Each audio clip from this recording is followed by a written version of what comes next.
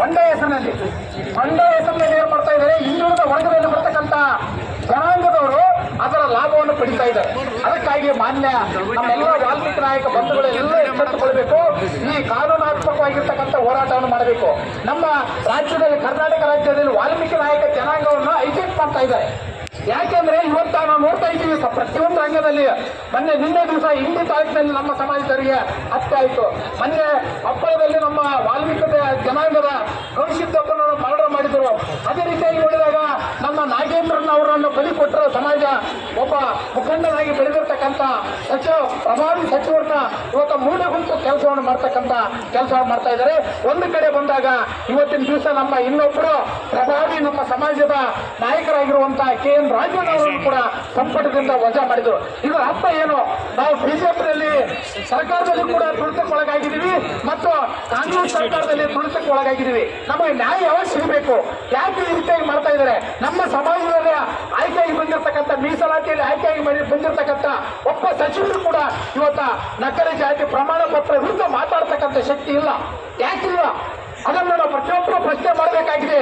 ಅದಕ್ಕಾಗಿ ನಾವೆಲ್ಲ ಸಚಿವರಿಗೆ ಮತ್ತು ಮಂತ್ರಿಗಳಿಗೆ ಇವತ್ತು ಬಾಯಿಗೆ ಬೀಗ ಹಾಕಿ ನಾವು ಪ್ರದರ್ಶನವನ್ನು ಮಾಡ್ತಾ ಇದ್ದೀವಿ.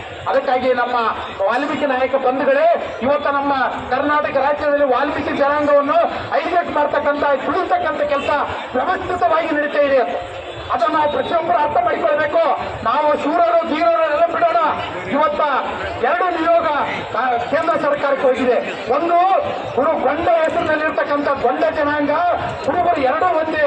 ಗೊಂಡ ಪರ್ಯಾಯ ಪದ ಕುಡುಬರು ಅನ್ನತಕ್ಕಂಥದ್ದು ಇವತ್ತ ಏನಾಗಿದೆ, ಕೇಂದ್ರಕ್ಕೆ ನಿಯೋಗ ಹೋಗಿ ಈಗಾಗಲೇ ಬುಡಕಟ್ಟು ಸಚಿವರಿಗೆ, ಪ್ರಧಾನಮಂತ್ರಿಗಳಿಗೆ, ಪ್ರಭಾವಿ ಕೇಂದ್ರ ಸಚಿವರಿಗೆ ಮನವಿ ಮಾಡ್ತಾ ಇದೆ ಒಂದು ತಂಡ.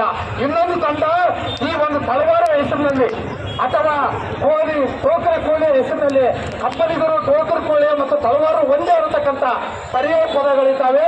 ಅದಕ್ಕಾಗಿ ಕಪ್ಪಲಿಗ ಜಾತಿ, ಅಂಬಿಗ ಜಾತಿ, ಶಸ್ತ್ರ ಜಾತಿಯನ್ನು ನಾವು ಪರಿಶಿಷ್ಟ ಪಂಗಡಕ್ಕೆ ಸೇರಿಸಬೇಕಂತ ಇನ್ನೊಂದು ನಿಯೋಗ ಹೋಗ್ತಿದೆ. ಆದರೆ ನಮ್ಮವ್ರು ಏನ್ ಮಾಡ್ತಾ ಇದ್ದಾರೆ? ಕೇಂದ್ರದಲ್ಲಿ ಸಾಕಷ್ಟು ಜನ ಸಚಿವರಿದ್ದಾರೆ, ಸಾಕಷ್ಟು ಜನ ಎಂಪಿಗಳಿದ್ದಾರೆ. ಯಾಕೆ ಧ್ವನಿ ಇಲ್ಲ? ಅದಕ್ಕಾಗಿ ನಾವು ಕೂಡ ತೀರ್ಮಾನ ಮಾಡಿದ್ವಿ, ಕೇಂದ್ರ ಸರ್ಕಾರಕ್ಕೂ ನಾವು ಕೂಡ ನಿಯೋಗ ಹೋಗ್ಬೇಕಂತ ನಾವು ನಿಶ್ಚಯ ಮಾಡಿದ್ದೀವಿ. ಮುಂದಿನ ದಿನಮಾನದಲ್ಲಿ ನಾವು ಕೂಡ ಈ ಒಂದು ಸಮಾಜದ ಸಲುವಾಗಿ ಕೆಲಸ ಮಾಡೋಣ. ಪ್ರತಿಯೊಬ್ಬರನ್ನು ಇವತ್ತು ಪ್ರಶ್ನೆ ಮಾಡತಕ್ಕಂಥ ರೀತಿಯಲ್ಲಿ ಬೆಳೆಯೋಣ ಅಂತ ಇವತ್ತು ನಾನು 2 ಮಕ್ಕಳು ಮುಗಿಸ್ತಾ ಇದ್ದೀನಿ.